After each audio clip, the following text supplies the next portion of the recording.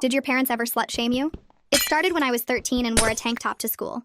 Dad spent the entire ride home lecturing me about modesty and respect, and how men couldn't control themselves around exposed bodies. It was weird because he'd never said anything like that to me before. The next day, he bought me a whole new wardrobe of long sleeves and pants. "This is how respectable girls dress," he said while throwing out all my summer clothes. Mom tried to argue, but he shut her down, saying he was protecting me from predators. The rules got stricter every few months. First, it was no shorts or skirts above the ankle. Then no form-fitting clothes even if they covered everything. He made me wear baggy sweaters in the middle of summer. Kids at school asked why I dressed like I was hiding my body, and I didn't know how to explain that my dad thought my figure was dangerous. "Your body causes tempting thoughts," he'd tell me. "It's your responsibility to prevent that." When I turned 14, he added new requirements. My hair had to be covered because it was too tempting. He bought me headscarves and made me wear them everywhere. "Hair is sexual," he explained like it was obvious. "Men shouldn't see it." Then came gloves because apparently my hands were provocative. Then thick socks because ankles were distracting. Layer by layer, I disappeared under fabric. And Dad had started going to those weekly men's meetings at that new community center downtown. He'd come back with pamphlets about female modesty and the dangers of exposed skin. "They're teaching me to be a better father," he'd tell Mom. Mom stopped arguing after he showed her statistics about assault rates that the group had given him. None of us knew the statistics were fake. By 15, I was wearing long dresses with long coats over them, plus headscarves and gloves. Full coverage. He started measuring my clothes with a ruler to ensure nothing was too tight. He'd inspect me before I left the house and send me back to change if he could see even the suggestion of my body's outline. "You're lucky I care enough to protect you," he'd say. Most fathers let their daughters run wild. One day he brought home a face covering. Not a medical mask, but a full veil that only showed my eyes. "The men at the center explained that faces cause the most temptation," he said. "Your features are too beautiful to be public." I refused to wear it. He grounded me for a month. Said I couldn't leave the house at all if I wouldn't cover my face. So I missed school while he attended more meetings and came back with stronger convictions. That's when I started investigating these meetings he was going to. I followed him one night and saw him enter this unmarked building downtown. Through the window, I could see dozens of men sitting in rows while someone gave a presentation. The projection screen showed diagrams of women's bodies with red zones marking areas that needed covering. The presenter was explaining how women's exposed skin literally poisoned men's minds. How civilization would collapse if women weren't properly contained. Dad was taking notes and nodding along. I researched the building's address and found out it was registered to something called the Brotherhood of Purity. Their website was password protected, but I found cached pages talking about returning to traditional values and protecting men from female corruption. They had chapters all over the country, specifically targeted fathers of teenage daughters. They were a cult brainwashing men into controlling their daughters, and Dad had fallen for it. I tried showing Mom what I'd found, but she was too scared to confront him. "He's not the same person anymore," she whispered. "Those men have changed him." She admitted she'd been researching divorce lawyers but was terrified of what he might do. The Brotherhood had convinced him that mothers who didn't support modesty were unfit, and he'd already threatened to seek full custody if she interfered. When I was 16, Dad announced the new rule. I could no longer show my eyes. "They're windows to the soul," he said.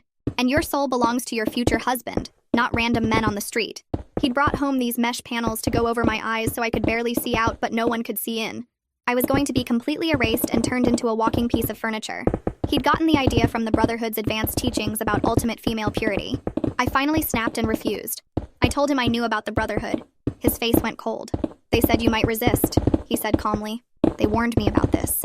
He pulled out his phone and started texting someone. Within an hour, 3 men from the Brotherhood showed up at our house. "Your daughter needs intervention," one of them said to my father. "We have a special program for resistant girls. A retreat where they learn proper submission." They were talking about taking me to some compound to brainwash me into accepting complete covering. Mom stands frozen by the couch while one of the Brotherhood men pulls out a folder and spreads photos across our coffee table. The pictures show a big building surrounded by tall fences and girls in full coverings walking in lines between structures. He taps the photos and explains how the retreat provides intensive education in proper female behavior and submission to male authority. I keep my phone in my jacket pocket with the voice recorder app running, making sure my hand stays relaxed so nobody notices. The second man adds that resistant girls usually spend 3 to 6 months at the facility, learning to accept their role, and some stay longer if they need extra guidance. Dad leans forward to look at the photos more closely and asks about the daily schedule. The third man describes wake-up calls at 5 in the morning, prayer sessions, modesty training, and lessons about female purity that last most of the day. Mom's face goes completely white, but she doesn't say anything. I watch the men's mouths move and force myself to breathe normally, while my phone captures every single word they're saying about the remote location in another state and how girls aren't allowed phone calls for the first month. Dad nods along like this all makes perfect sense and asks what paperwork he needs to complete. The first man says they'll bring consent forms tomorrow when they come to pick me up, and only one parent's signature is required by their program rules. I feel my stomach drop, but I keep my expression blank. The men stand up after about 20 minutes and shake Dad's hand, telling him he's making the right choice to protect his daughter's soul. They promise to arrive at 8 in the morning with transportation and the necessary documents. Dad walks them to the door, and I hear him thanking them for their guidance and support. Mom still hasn't moved from her spot near the couch. The front door closes, and Dad heads straight to his study without looking at either of us. I wait 30 seconds to make sure he's really gone before I move toward the kitchen where Mom has finally started walking. She grips the edge of the counter so hard her knuckles turn completely white, and her whole body is shaking. I get close to her and whisper that I recorded the entire conversation on my phone. Her head snaps up and she looks at me with this mix of total fear and desperate hope in her eyes. I show her the recording file on my phone screen and she puts her hand over her mouth. We both understand without saying it out loud that tomorrow morning is the absolute deadline. Mom glances toward Dad's study and mouths the words, "Your room," before walking away quickly. I go upstairs and close my bedroom door, then lie down on my bed fully dressed on top of the covers. I hide my phone under my pillowcase and stare at the ceiling. Around 9 o'clock, I hear Dad's footsteps in the hallway, and I close my eyes pretending to sleep. He walks past my door and I hear him go into his bedroom. An hour later, his footsteps come back and he walks slowly past my door again like he's checking on me. This happens every single hour through the night. Around midnight, I hear his voice through the wall talking on the phone, and I recognize Philip's name. Dad discusses logistics about tomorrow morning and mentions something about parental consent forms that don't require both signatures under certain circumstances. My heart starts pounding really hard, but I force myself to breathe slowly and quietly. I need to think and plan, but my mind keeps jumping to images of that fenced facility and girls walking in lines. I stay completely still under my covers and listen to Dad's footsteps patrol the hallway 2 more times before dawn starts showing through my window. At 6 in the morning, I hear a soft tap on my door and Mom's voice saying she's checking if I'm awake for school. Dad's in the bathroom, so she opens my door a crack and mouths the words, "I'll drive you," without making any sound. She slips her hand through the gap and passes me an old phone I've never seen before. I grab it and she closes the door quickly. I turn on the old phone and see it's already set up with a number. I open my regular phone and text the recording file to the new phone's number as a backup copy. Then I delete the file from my regular phone completely, in case Dad checks it later. Both of us are moving in total silence and buying whatever time we can. I get dressed and pack my school bag, then wait in my room until I hear Mom's voice downstairs saying something about breakfast. I come down and Dad is already at the kitchen table drinking coffee. He looks at me and says he wants to drive me to the school himself this morning so we can talk about tomorrow's opportunity. Mom jumps in immediately with a lie about needing to stop at the pharmacy on the way to pick up a prescription. Dad looks annoyed but agrees and tells her to come straight home after she drops me off. I can see him standing at the living room window watching as we get in Mom's car and pull away from the house. Mom's hands are shaking so bad on the steering wheel that the car drifts a little before she corrects it. I tell her to drop me at the side entrance near the counseling offices instead of the main front doors. She looks confused, so I explain I need to turn in a paper early to a teacher. She nods and drives around to the side of the school building. The moment her car turns the corner and disappears, I run through the side doors and head straight down the hallway toward the counseling office section. I'm praying that Talia Roberts is already here this early. I turn the corner and see light coming from under her office door. I knock and hear her voice say, "Come in." Talia takes one look at my face and immediately closes her office door behind me. I pull out Mom's old phone and play her the recording of the Brotherhood men, describing the retreat program and the timeline and the consent forms. Her expression changes from normal concern to serious alarm while she listens. She asks me directly if I'm safe going home today, and I tell her no, that they're planning to pick me up tomorrow morning at 8. She grabs her phone off her desk and starts making a call. Within 20 minutes, I'm sitting in a conference room with Talia and her supervisor, a woman with gray hair who introduces herself, but I'm too scared to remember her name. They listen to the full recording twice while I explain the whole timeline starting from when I was 13 and wore a tank top to the school. I tell them about the Brotherhood meetings Dad attends and how the rules got worse every few months, and the other girls at the school who came forward with similar stories. They ask specific questions about whether Dad has ever hit me, and I say no, but tell them about the month-long grounding when I refused the face veil. I describe the ruler measurements and the confiscated clothes and how Dad inspects me before I leave the house. Talia's supervisor asks detailed questions about the other girls, and I give her their names. Talia explains that she's legally required to report this to Child Protective Services, because the retreat threat means Dad is planning to isolate me from the school and potentially subject me to psychological abuse. Her supervisor is already on the phone with someone while Talia helps me write down everything I can remember with specific dates and details about each restriction Dad added. I feel totally exposed sitting there telling strangers about my life, but I also feel relieved that adults are finally listening and taking it seriously. My phone buzzes in my pocket, but I ignore it. About an hour after we started, Talia's desk phone rings and she answers it, then hands it to me saying it's a CPS caseworker named Jamal Perez, who needs to speak with me directly. I take the phone and hear a calm male voice asking me specific questions about the retreat timeline and whether my father has physically prevented me from leaving the house before. I tell him about the grounding and how Dad wouldn't let me go to the school for a whole month. Jamal asks if I feel safe going home today, and I say no without hesitating. Jamal's voice comes through the phone calm and steady, telling me he's opening an emergency investigation right now, and he'll try to get to the school today to meet with me in person.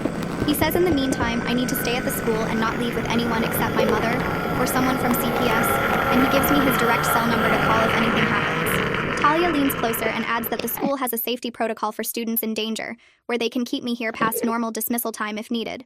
And I feel this huge weight lift off my chest knowing I won't be forced into a car with those Brotherhood men. Jamal tells me to forward him any texts or calls I get from my father or anyone connected to the Brotherhood. Then he hangs up to start making calls to other people in the CPS system. Talia walks me back to first period and I slip into my seat trying to look normal, even though my hands are still shaking. The teacher glances at me but doesn't say anything, and I spend the whole class period staring at my notebook pretending to take notes while my mind races through everything that just happened. When the bell rings for second period, I'm walking down the hallway when my phone starts buzzing in my pocket, and I pull it out to see 3 texts from Dad asking why I'm not answering his calls, and saying the Brotherhood men will pick me up after school for a tour of the facility, so I can see it's not scary. My stomach drops, but I remember what Jamal said, so I open each text and take screenshots of everything. Then I forward all of them to the number Jamal gave me with a message saying, "These just came in." Talia told me not to respond to Dad at all, so I turn my phone completely off and shove it back in my pocket. Then I head to second period trying to focus on anything except the fact that Dad thinks I'm still going to that retreat. By the time lunch rolls around, I'm so anxious I can barely eat, but Talia pulls me out of the cafeteria before I even sit down and brings me back to her office. She closes the door and tells me that Jamal is coming to the school at 2 o'clock this afternoon, and that my mom has been contacted and she's cooperating with CPS, which makes me feel relieved because I was worried Mom might panic and side with Dad. Talia also mentions that the school principal has been briefed on the situation, and security has been told not to release me to anyone except CPS or my mother.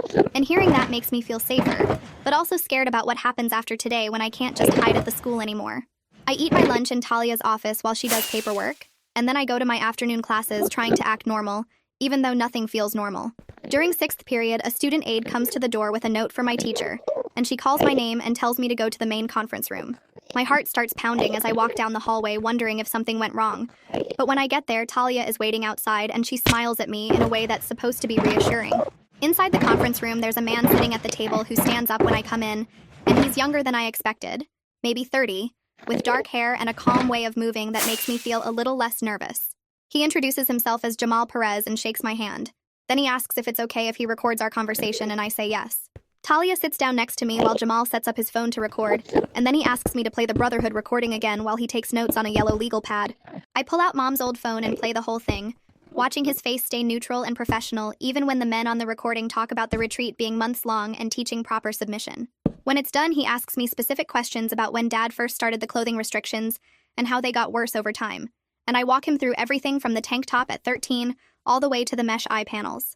Jamal writes everything down in neat handwriting, and then he looks up at me and asks detailed questions about my mother's level of involvement and whether she participated in enforcing the restrictions or tried to protect me. I explain that Mom has been really scared of losing custody because Dad threatened that the Brotherhood would help him prove she's unfit, but she's been researching divorce lawyers quietly, and recently she started taking photos of things as documentation. Jamal nods and writes more notes. Then he says that matters a lot for his assessment because it shows Mom is trying to protect me even though she's afraid. He asks if Mom has ever hit me for restricted food or locked me in my room, and I say no. She's never done anything like that. It's all been Dad and the Brotherhood's influence on him. Jamal closes his notebook and tells me he's going to recommend emergency protective measures, and that he needs to speak with my mother today to create a safety plan. Right then, Talia's phone rings and she answers it, and I watch her face change from calm to concerned. She hangs up and tells Jamal that the front office just called because my father is here demanding to pick me up early and claiming there's a family emergency. My whole body goes cold and I look at Jamal, who immediately picks up his phone and calls the front desk himself. He identifies himself as the CPS caseworker on an active investigation and instructs them to tell my father that I've already been picked up by my mother for a medical appointment. And even from across the room, I can hear Dad's voice getting louder through the phone speaker. Talia and I sit frozen while Jamal handles it, his voice staying calm and professional while he explains that CPS has the authority to prevent removal of a minor during an active investigation. He hangs up and tells the front desk to call him immediately if my father doesn't leave, and then we wait in tense silence for about 5 minutes before Talia's phone rings again. Security reports that Dad is refusing to leave the building and demanding to see me, saying I'm his daughter, and no one can keep him from me. So Jamal calls the police non-emergency line and explains there's a custody dispute in progress with CPS involvement and a parent who won't leave school property. I sit there feeling like I might throw up while we wait for the police to arrive, and Talia moves her chair closer to mine like she's trying to shield me from something. About 15 minutes later, Talia gets another call saying 2 officers have arrived, and they're talking to Dad in the front office. And Jamal suggests we move to Talia's office, which has a window overlooking the parking lot so we can see when he leaves. We walk down the hallway quickly and quietly, and from Talia's window, I watch Dad finally come out of the building with the 2 police officers walking behind him. His face is bright red, and I can see him gesturing angrily, while one officer talks to him, and then he gets in his car and drives away fast, his tires squealing a little as he turns out of the parking lot. Jamal tells me that the officers informed Dad that CPS has the authority to prevent removal during an active investigation, and that he needs to cooperate or face legal consequences, and I feel this weird mix of relief and fear, because I know Dad is going to be even angrier now. I turn my phone back on, and immediately it starts going crazy with notifications, calls, and texts from Dad, demanding to know where I am and accusing Mom of poisoning my mind against him and the Brotherhood.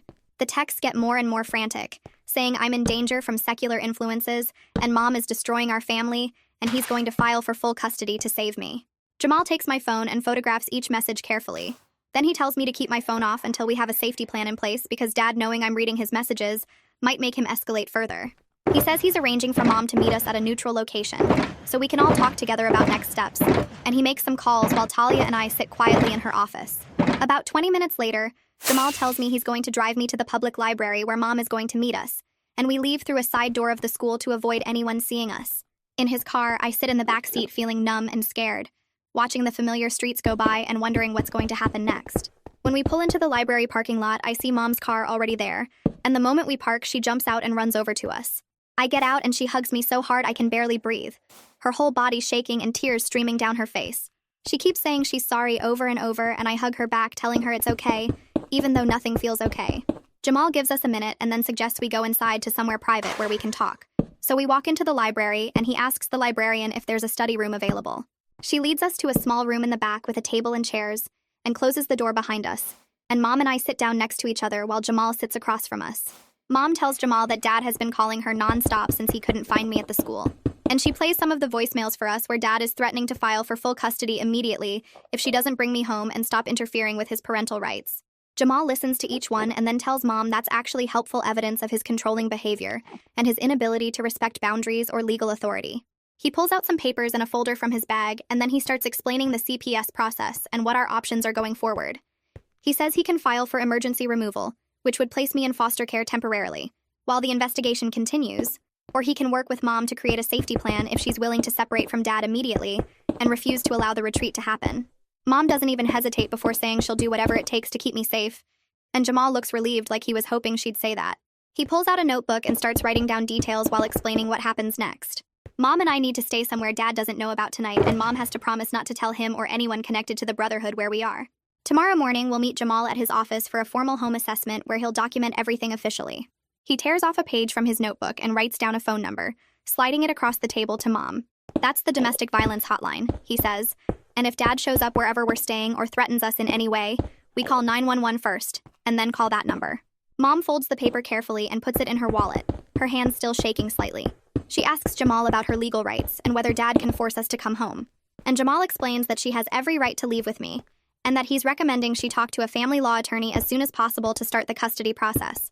The problem is we don't have anywhere to go tonight. Mom admits this quietly, looking embarrassed, and I realize she hasn't told anyone about what's been happening at home. Jamal nods like he expected this and pulls out his phone, scrolling through contacts before making a call. He steps away from the table slightly and talks in a low voice to someone, explaining that he has a mother and teenage daughter who need emergency shelter tonight due to domestic situation involving an extremist organization. After a few minutes, he comes back and tells us there's a local women's shelter that takes mothers with older children, and they have space available tonight. They also have security protocols in place since this involves an organization rather than just one person, which means they can handle the extra risk. Relief washes over Mom's face, and she thanks Jamal repeatedly. He gives us the address and tells us to go there directly, but Mom and I should leave the library separately from him in case Dad is watching and tries to follow him to find us. We agree, and Jamal packs up his papers, telling us he'll see us tomorrow morning at 10. Mom and I wait in the study room for 5 minutes after he leaves. Then we walk out to the parking lot and get in her car. The drive home feels dangerous, even though we're just going to grab our stuff. Mom keeps checking the rearview mirror to make sure no one is following us, and I watch every car that passes, wondering if Dad or someone from the Brotherhood might spot us. When we pull into our neighborhood, Mom drives past our house first to make sure Dad's car isn't there. The driveway is empty. We park on the street 2 houses down and practically run to the front door, Mom fumbling with her keys because her hands are shaking so badly. Inside the house feels different now, like enemy territory instead of home. We move fast through the rooms, throwing clothes and toiletries into 2 suitcases without bothering to fold anything. Mom goes to her closet and pulls out a folder she's been hiding behind her shoe boxes, the one with copies of our birth certificates, social security cards, insurance papers, and the divorce lawyer research she's been doing. She stuffs it all into her purse. Then she walks around the house with her phone, taking pictures of everything Dad has collected. She photographs my closet full of the required clothing, the long dresses and coats and headscarves all hanging in rows. She takes close-ups of the mesh eye panels Dad bought, still in their package on my dresser where he left them yesterday. She goes into Dad's study and photographs the ruler he uses to measure my clothes, making sure to get the hash marks he's made on it to track acceptable lengths. Then she photographs the stack of Brotherhood pamphlets on his desk, spreading them out so the titles are visible. I stand in the doorway watching her document everything, feeling strange about turning our home into evidence. We're in and out in 20 minutes like Jamal told us.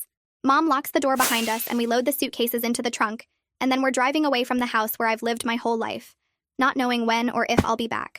The shelter is across town in a part of the city I've never been to before.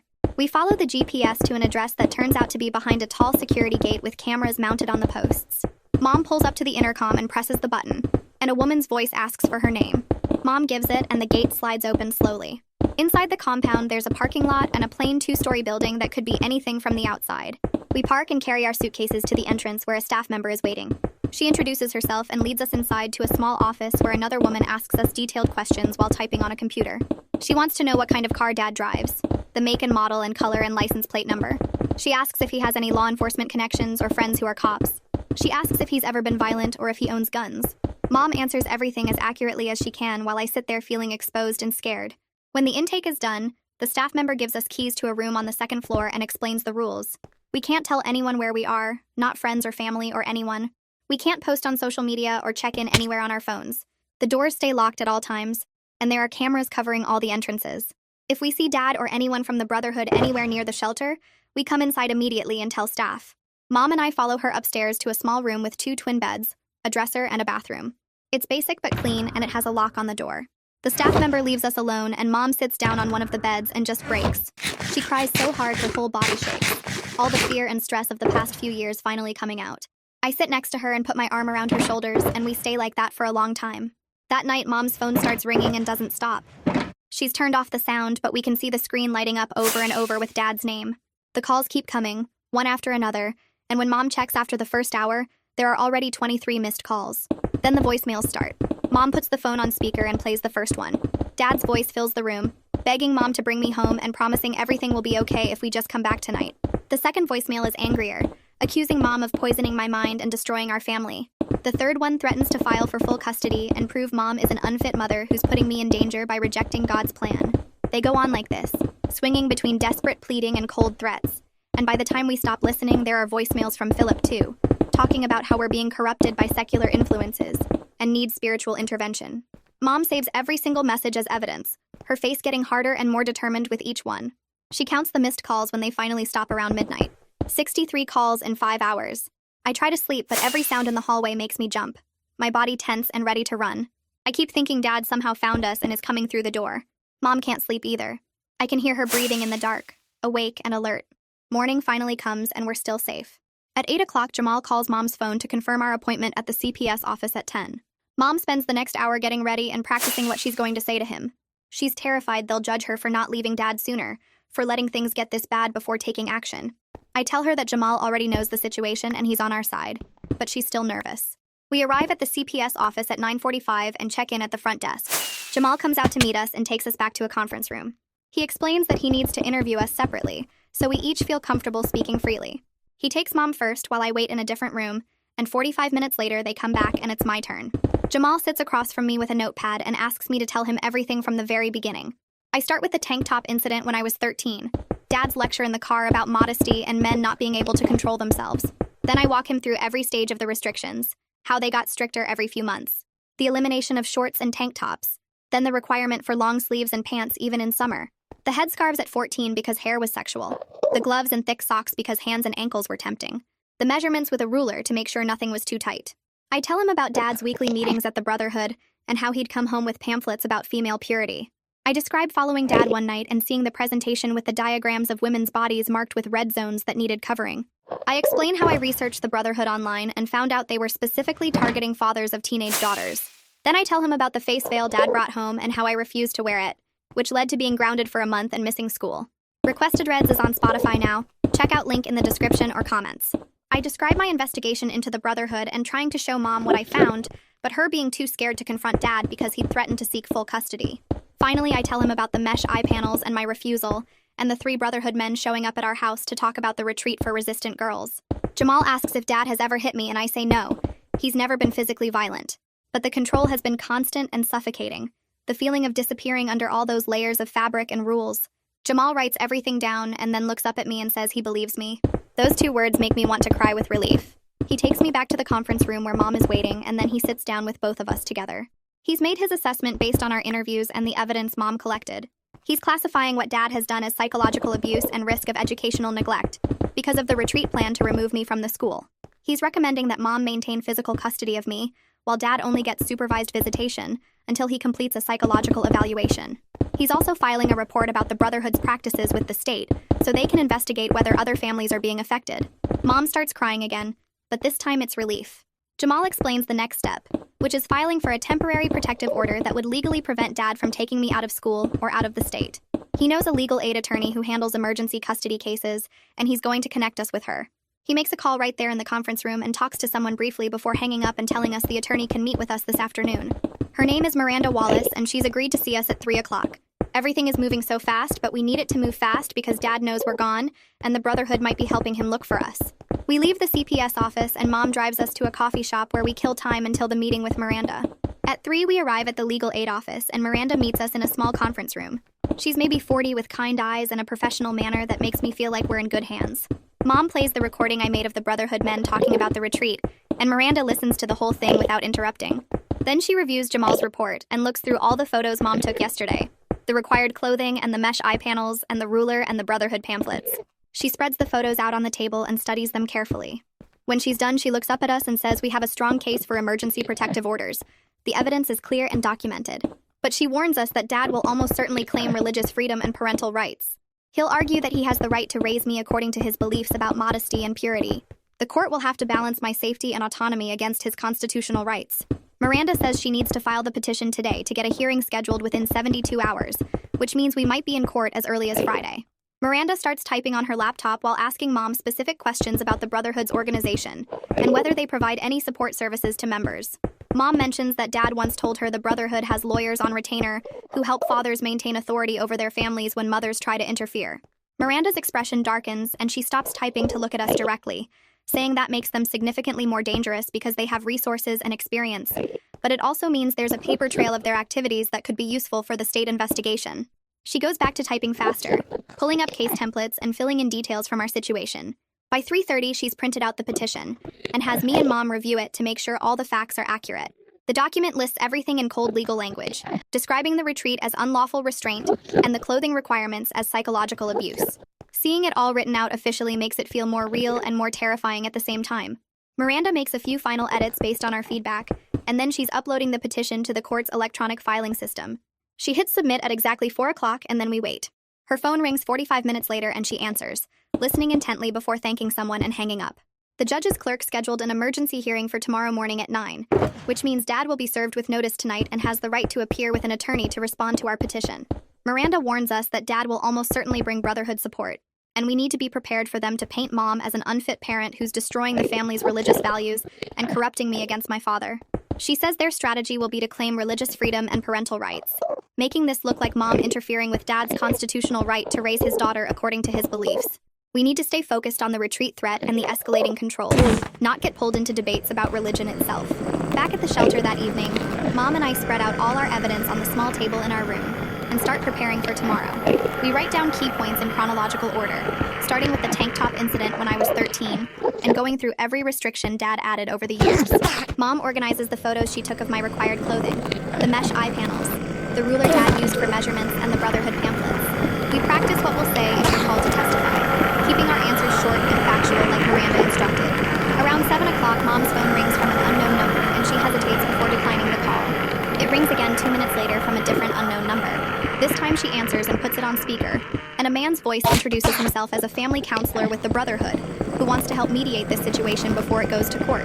Miranda already warned us about this exact tactic, so Mom tells him we're not interested in mediation and hangs up. He calls back immediately, but she blocks the number. Her hands are shaking, and I can see she's scared they're already mobilizing against us.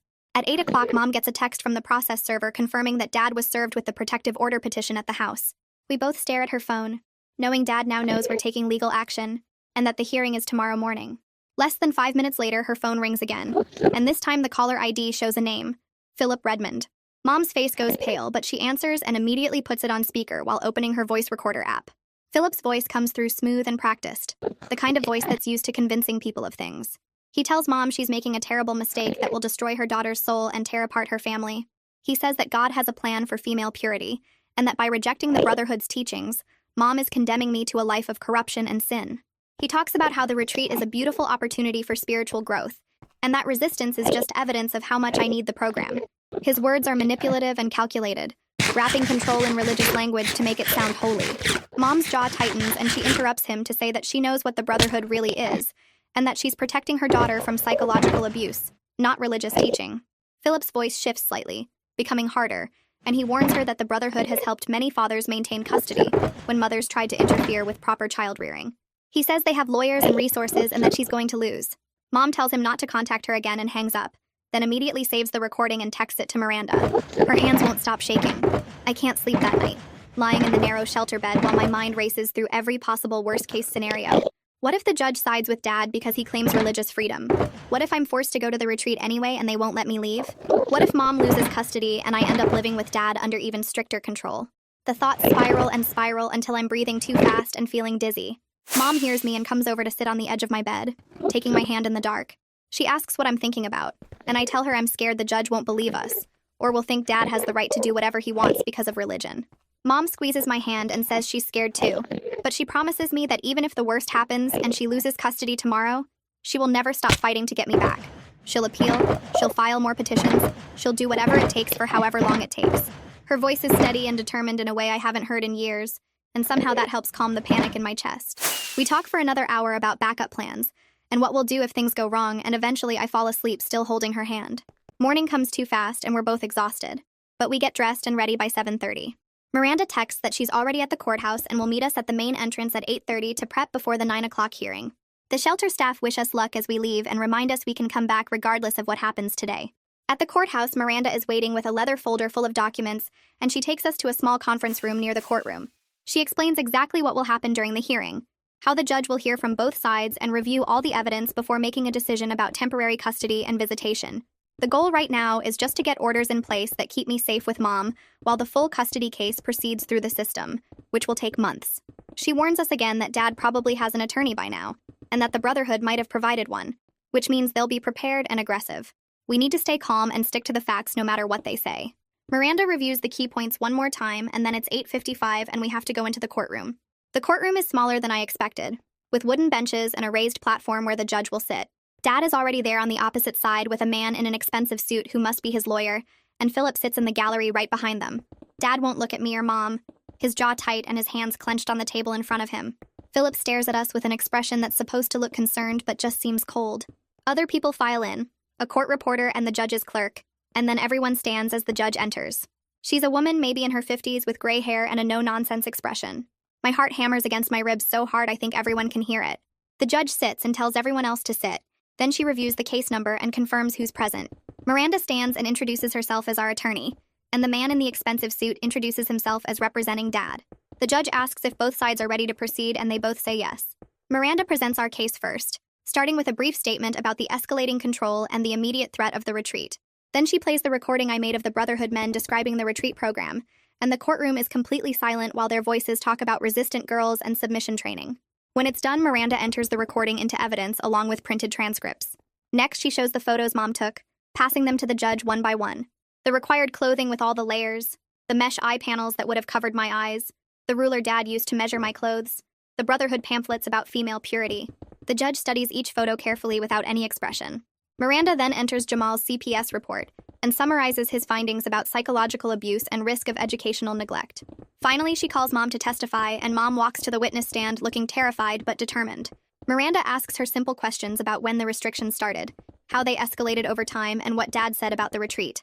Mom's voice shakes, but she gets through it, describing how Dad threatened to seek full custody if she interfered, and how the Brotherhood convinced him that mothers who don't support total modesty are unfit parents. When Miranda is done, Dad's attorney declines to cross-examine Mom, and she returns to sit next to me. Dad's attorney stands and immediately goes on the offensive, arguing that this is fundamentally a religious freedom issue, and that Dad has the constitutional right to raise his daughter according to his sincerely held beliefs about modesty and purity. He claims the retreat is a voluntary educational program focused on religious instruction, not a prison or brainwashing facility, and that Mom is alienating me from my father by making false allegations of abuse when no physical harm has occurred. He argues that modest dress requirements are common in many religious traditions, and that Dad shouldn't be punished for following his faith. He suggests that Mom is the one causing harm by undermining Dad's parental authority and exposing me to secular influences that contradict our family's values. The judge listens to all of this without any expression, occasionally making notes but not interrupting. When Dad's attorney finishes, the judge looks at the evidence in front of her for a long moment. Then the judge speaks directly to Dad, asking him to stand and answer some questions under oath. Dad stands and confirms his identity and that he understands he's under oath. The judge asks him directly whether he intended to send me to the retreat against my will, and Dad hesitates for several seconds before answering that he believed it was necessary for my spiritual development and protection from worldly corruption.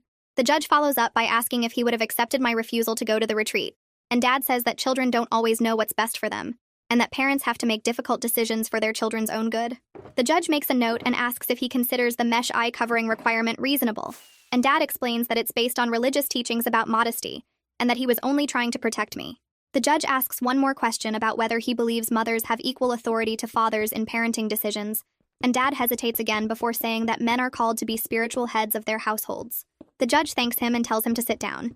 Then she reviews her notes for what feels like forever, while the courtroom stays completely silent. Miranda stands and calls my name, asking me to take the witness stand. I walk forward on shaky legs and sit in the chair next to the judge's bench, while the court officer asks me to state my name for the record. Miranda approaches, and her voice is calm when she asks if I want to go to the retreat my father mentioned. I say no. She asks if I feel safe with my father, and I say no again. She asks if I've been allowed to refuse the clothing restrictions he's imposed, and I say no a third time, my voice steadier than I expected it to be. Dad's attorney stands up quickly and objects, claiming Miranda is leading the witness, but the judge tells him to sit down and allows the testimony to continue. Miranda asks me to explain in my own words what I want, and I take a breath before saying that I'm not against modesty if someone chooses it for themselves, but I want the choice to be mine instead of forced on me through threats and punishments. The judge writes something down and nods at Miranda, who thanks me and returns to her seat. The judge looks at me directly and asks if my father has ever physically harmed me. I say no. He hasn't hit me or hurt me that way. She asks me to describe what happened when I refused to wear the face veil, and I explain the month-long grounding where I couldn't leave the house or go to the school, and how he checks my clothes with a ruler every morning to make sure nothing is too tight, and how he watches me constantly to make sure I'm following all his rules. The judge asks if I believe my father would respect a court order that limited his authority over my clothing choices, and I pause because I want to be honest. I tell her I don't know because the Brotherhood keeps telling him that he's right, and that mothers and daughters who resist are corrupted, so I'm not sure if a court order would matter more to him than what they say. That answer seems to land with the judge because she writes several lines in her notes and her expression gets more serious. She thanks me and tells me I can return to my seat, and I walk back to sit next to Mom, my hands shaking now that it's over. The judge announces a brief recess and leaves through the door behind her bench, and everyone in the courtroom starts whispering. Miranda leans over and tells us the judge is making her decision now and we just have to wait. 15 minutes pass that feel like hours, and then the bailiff tells everyone to rise because the judge is returning. She sits down and looks at both sides before speaking, her voice clear and firm as she announces that she's granting a temporary protective order. She says that Mom will have physical custody of me, that Dad's visitation will be supervised only, and that there will be no contact between me and any members of the Brotherhood of Purity, including any attendance at their retreat program. She adds that Dad will be required to undergo a psychological evaluation focused on coercive control and manipulation. Dad's face goes bright red and he starts to stand up, but his attorney puts a hand on his arm to stop him.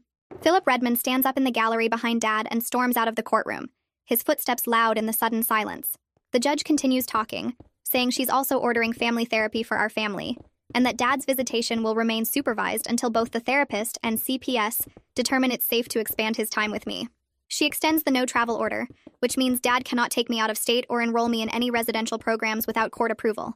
Miranda reaches under the table and squeezes my hand, and I squeeze back because we won this round even though I know Dad will fight it. The judge dismisses us and everyone stands as she leaves, and then Miranda starts gathering her papers while telling us we need to leave quickly before Dad tries to approach. We walk toward the exit and Dad does try to come over to us, but his attorney grabs his arm and pulls him back toward their table. I hear Philip's voice from the hallway telling Dad they'll appeal this decision and fight this religious persecution all the way up. Mom and I follow Miranda through a side exit that leads to a different hallway, and we practically run to the parking garage where her car is parked. Once we're all inside with the doors locked, Mom finally lets herself cry, her whole body shaking with relief and exhaustion. I feel numb more than anything else, like my brain can't quite process that we're actually safe now, but I'm grateful for the judge's decision and for Miranda's help. That afternoon, while we're back at the shelter, Jamal calls Mom's phone to say he's received copies of the court orders and everything is official now. He tells us he'll conduct a follow-up visit next week to make sure we're stable and have what we need. He also mentions that the state is opening an investigation into the Brotherhood of Purity's practices regarding minors, especially their retreat program, because our case raised red flags about potential child abuse. He says it might not lead anywhere since these investigations move slowly, but at least the Brotherhood is on their radar now. Mom thanks him and hangs up, then sits down on the bed looking exhausted but relieved. The shelter staff tells us we can stay for 2 more weeks while Mom searches for temporary housing we can afford on just her income. She's already applied for emergency assistance through the county and has a meeting scheduled with a divorce attorney next week to start the formal proceedings to end her marriage. The reality of rebuilding our entire lives is overwhelming and scary, but it's also necessary if we want to stay safe and free. 3 days later, a letter arrives at the shelter for Mom, delivered through Dad's attorney. The letter requests a supervised visit with me, which the court order allows him to do. Mom and I sit together in our room discussing whether I'm ready to see him, and I think about it for a long time before deciding that I want to try.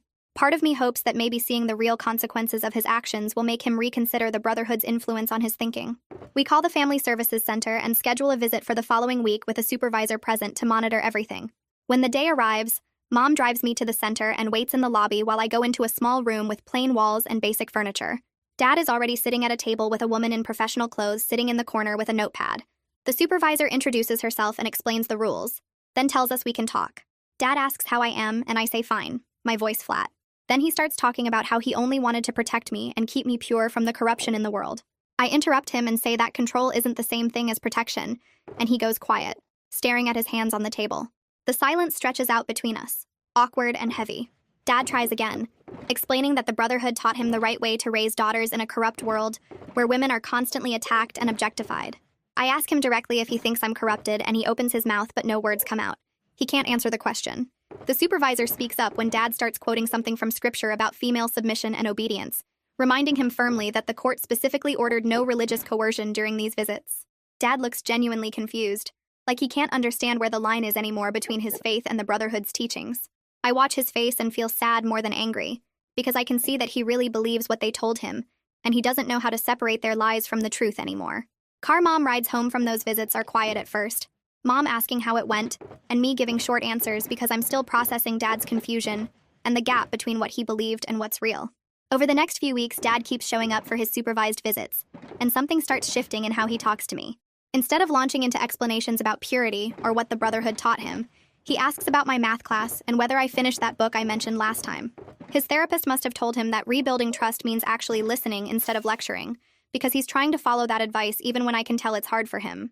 During one visit, he brings a card game we used to play when I was younger, and we sit there moving pieces around the board while the supervisor takes notes in the corner, and for 20 minutes it almost feels normal. I'm cautiously hopeful that maybe someday we'll have a real relationship again, but I'm not rushing toward forgiveness or pretending the past 3 years didn't happen. Miranda calls Mom one afternoon with news about the state's investigation into the Brotherhood of Purity. The authorities conducted interviews and reviewed the organization's materials, and while they couldn't shut the whole thing down because of religious freedom protections, they did establish new oversight requirements for any group running residential programs for minors. Now, these programs need mandatory reporting protocols and regular inspections, plus clear documentation that parents can't just ship their kids off without proper legal processes. It's not enough to dismantle the Brotherhood completely, but it's a start. Miranda tells us that our case helped establish precedent for protecting kids from coercive religious groups that hide behind faith claims, while actually controlling and isolating teenagers. Mom thanks her and hangs up looking satisfied, like maybe all the fear and legal battles accomplished something beyond just our family. 6 months pass with Dad attending therapy every week and showing up for supervised visits where he asks about school and my friends instead of measuring my clothes or quoting scripture about female submission. The court reviews his progress and the therapist's reports, and the judge decides to allow unsupervised day visits while I still live with Mom full-time. The first unsupervised visit makes me nervous enough that I almost cancel, but Mom encourages me to try to promises I can call her anytime if I need to leave. Dad picks me up at noon and drives us to a casual restaurant near the mall, and we sit across from each other in a booth with menus between us. He asks what I want to order and then starts talking about his job and some project he's working on. Normal conversation that doesn't mention modesty or the brotherhood or anything about the past. We eat burgers and fries, and he tells me about a coworker's ridiculous email chain, and I share a story about a group project at the school where nobody did their part except me. It almost feels like having a father instead of a warden, and when he drops me back at the apartment, he says he had a good time and hopes we can do it again. I say okay and mean it. I start volunteering with a local organization that helps teenagers dealing with family control issues, using my experience to mentor others and help them understand their rights. The first time I walk into their office for training, I meet 3 other volunteers who are also survivors of controlling families, and we spend an hour sharing pieces of our stories, while the coordinator explains how the mentoring program works. They pair me with a 15-year-old girl whose parents are monitoring her phone and threatening to pull her out of school if she doesn't obey their rules about dating and clothing, and I recognize so much of my own fear in her face. I tell her about CPS and school counselors and legal aid attorneys, practical information about systems that can help if you know how to access them. Turning my pain into something useful feels healing in a way therapy alone couldn't accomplish, and the other volunteers become friends who understand what I've been through without needing long explanations. I'm building a support system beyond just Mom. Mom's divorce gets finalized after months of paperwork and negotiations, and the settlement includes Dad paying for my therapy sessions and contributing to a college savings account. She comes home from the final court date looking exhausted but relieved, and that weekend she tells me she's been seeing someone new. His name is Robert, and he works at her office, and she's been taking things slow because she wanted to make sure he respects boundaries and treats her as an equal. I meet him a few weeks later when he comes over for dinner, and he's quiet and kind and asks me questions about school without being pushy. Watching Mom laugh at his jokes and lean into his side on the couch, I see her reclaiming her own autonomy and becoming herself again instead of living in fear. Her happiness inspires me to keep growing into myself too. For my 17th birthday, I decide to celebrate by going to the beach with friends, and I spend an hour in a store trying on swimsuits until I find one I actually like. Mom drives me and 3 friends to the coast on a sunny Saturday, and we spread towels on the sand and run into the waves. My hair blows loose around my shoulders in the wind, and the sun warms my uncovered arms and legs, and I feel present in my body in a way I haven't since I was 13. Mom takes photos of me smiling with my friends, the ocean behind us, and my hair wild and free. That night, I send one photo to Dad with a note saying I'm happy and safe, and he responds an hour later saying he's glad and he's proud of me. It feels like progress. Small, but real. The therapist eventually clears Dad for overnight visits after reviewing another 3 months of supervised sessions and progress reports. I pack a bag nervously for a weekend at his new apartment, throwing in comfortable clothes and my phone charger and a book in case things get awkward. Dad's moved to a smaller place across town, and when I walk in, I notice immediately that all the Brotherhood pamphlets and materials are gone. The walls are bare except for a few normal pictures, and his bookshelf holds regular books instead of religious texts about female purity.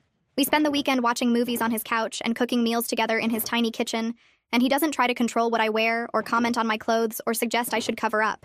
It's not perfect because there's still tension and unspoken history between us, but it's peaceful. Sunday afternoon, when he drives me back to Mom's apartment, he says he's working on being better, and he hopes I can see that. I tell him I do see it and I appreciate him trying. At the school, I'm doing well in all my classes, no longer distracted by constant fear and surveillance. My grades improve and I join 2 clubs and start thinking seriously about college applications. I'm considering studying law or social work because I want to help other kids navigate the systems that can protect them when their families become dangerous. Talia calls me into her office one day and hands me an envelope, and inside is a recommendation letter she wrote for my college applications. I read it standing there in her office and start crying because she describes my courage and resilience and ability to advocate for myself, and seeing my experience reflected back as strength instead of damage makes something shift inside me. She hugs me and says she's proud of how far I've come. 1 year after the emergency hearing that changed everything, Jamal schedules a final visit to close our CPS case. He sits with Mom and me at our kitchen table and reviews his report, noting that I'm safe and stable and doing well in the school, and that Dad has successfully completed all his therapy requirements and demonstrated appropriate parenting during visits. Jamal tells me I should be proud of myself for speaking up when it mattered most, for trusting the adults who could help and being brave enough to ask for protection. I am proud, and I also feel grateful that the systems actually worked when so many people say they don't. Jamal closes the file and shakes both our hands before leaving, and Mom and I sit there in the quiet apartment feeling like we've finally reached solid ground. I log into the forum where I first posted about my situation a year ago and write a follow-up describing how things turned out. I explain the legal protections that worked, the therapy that helped both me and Dad, and the slow rebuilding of family relationships on healthier terms, where I have autonomy and choices. I emphasize that escape was possible, and that institutions like CPS and family court and legal aid can help if you know how to access them, and you're willing to push through the fear of reporting. The responses start coming in within hours, people thanking me for the hope and asking specific questions about how to start their own processes. Some share their own updates about leaving controlling situations, and I feel connected to this community of survivors who understand what it takes to reclaim your life from people who tried to erase you. Mom and I start building something new together, piece by piece.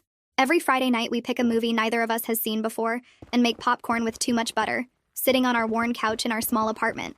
We try cooking new recipes on weekends, laughing when things burn or turn out weird, and it doesn't matter because we're choosing what to make and when to eat it.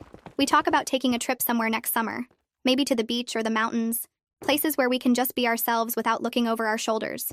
One evening while we're washing dishes together, Mom stops and tells me she's sorry she didn't act sooner, that she was so scared of losing me that she almost lost me anyway. I dry my hands and tell her we both did the best we could with what we knew, and what matters now is that we're free and we're together. She hugs me tight and we stand there in our tiny kitchen that smells like dish soap and feels like safety. On a regular Tuesday morning, I wake up and pick out jeans and a t-shirt I chose myself, pulling them on without anyone measuring or inspecting. I brush my hair and leave it loose around my shoulders, looking at my uncovered face in the mirror. I grab my backpack with homework I completed on my own schedule and walk to the school in the early sunshine, feeling the breeze on my arms and face. I have a plan for my day, for my semester, for applying to colleges next year, plans I'm making based on what I want and what I'm good at.